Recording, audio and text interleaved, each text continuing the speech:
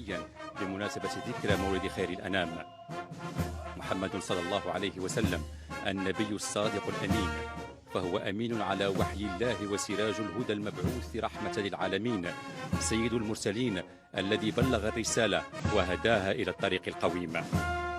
أجواء قدسية تشع بالتقوى والإيمان في هذه المناسبة الدينية المهيبة، وأمير المؤمنين يسير على نهج جده المصطفى الأمين صلوات الله وسلامه عليه في التمسك بتعاليم الدين السمحة، ويبذل الجهد الجهيد في سبيل قيامه بالأمانة العظمى التي حمله إياها الله سبحانه، إبرازا لروح الإسلام القائمة على الوسطية والاعتدال.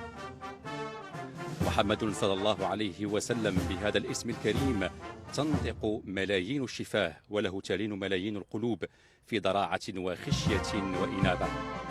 نصح الأمة وبلغ الأمان وامتدت كلمته إلى أقاصي الأرض، وقد جد الدارسون منذ أشرقت الأرض بنوره يتلمسون